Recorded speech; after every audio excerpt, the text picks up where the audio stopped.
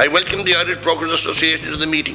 The association believes there is opportunity for the state to harness in part the resources of private pension funds for the benefit of the state, whilst at the same time providing the public with the level of security they need.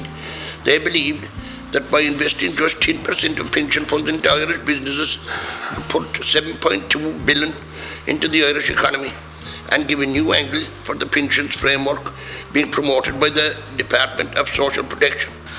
Our members are at the coalface of pension advice, and yet, despite numerous requests, we do not have a seat on the Pensions Board, where our wealth of experience could be invaluable in the development of pension policy.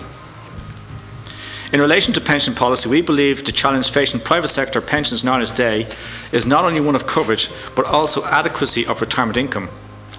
The Minister for Social Welfare, in an answer to a Dáil question, stated recently that good pensions cost money, so it is important that the level of contributions made by individuals to their pension plan is sufficient to provide the level of income they desire in retirement. The level of pension funding in the majority of cases is simply inadequate to provide for a sustainable retirement income, even when supplemented by the state pension.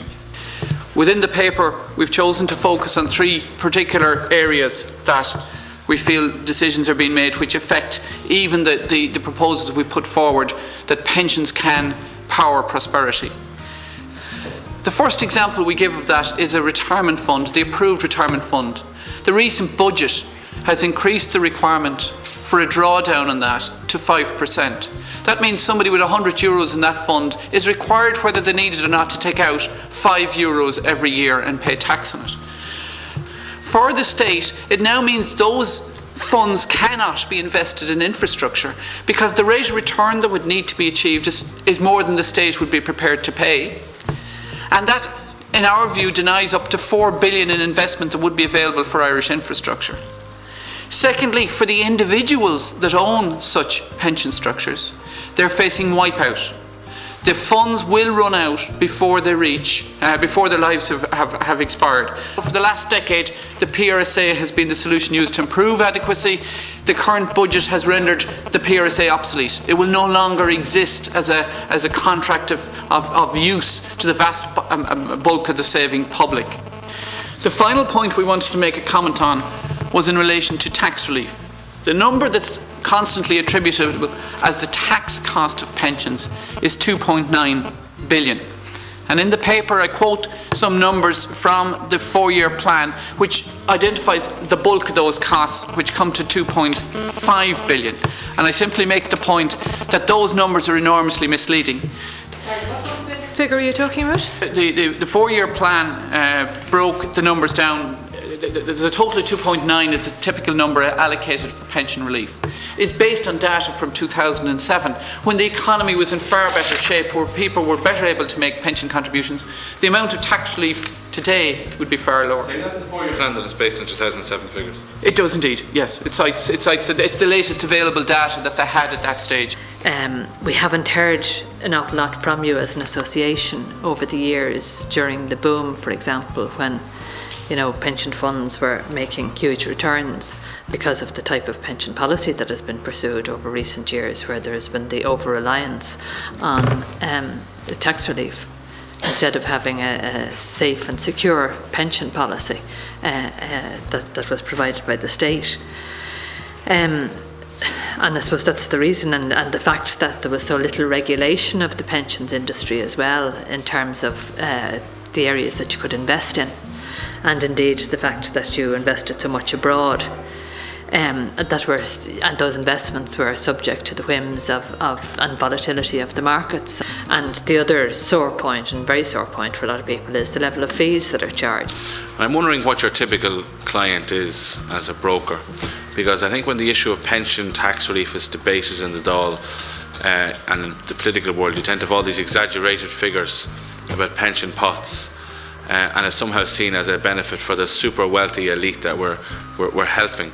So I'd like you to give us a picture of the typical client. The trustee has to look after the beneficiaries. So if the sovereign bond annuity has some sort of default mechanism that falls back on the pensioner, the trustee doesn't have to consider that before it allocates money to the sovereign bond.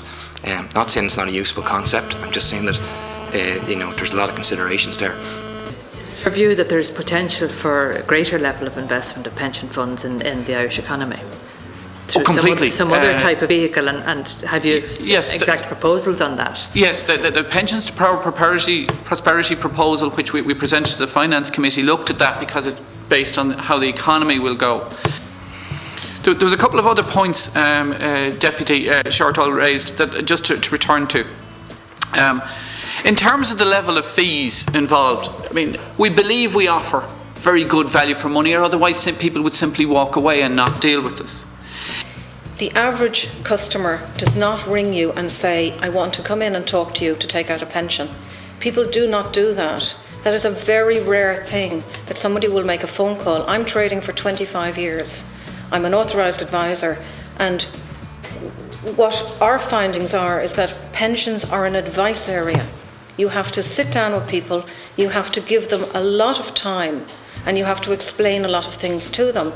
And just coming back to your point, Deputy Shortall, in relation to the transparency and the lack of it and the fees, I would actually say to you that that is incorrect. We are a highly regulated, transparent industry with regard to pensions. If I sit down with a customer, I either offer fee-based advice, I give my customer a choice. They can pay me a fee for my advice for the time that I spend with them, or they can choose if they want to pay by what is deemed a product-based commission. I don't mind.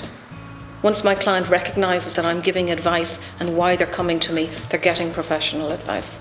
We are a diverse representative body, but we have recognised that insofar as we can raise our voice, we should, and say what we can to those that can influence policy.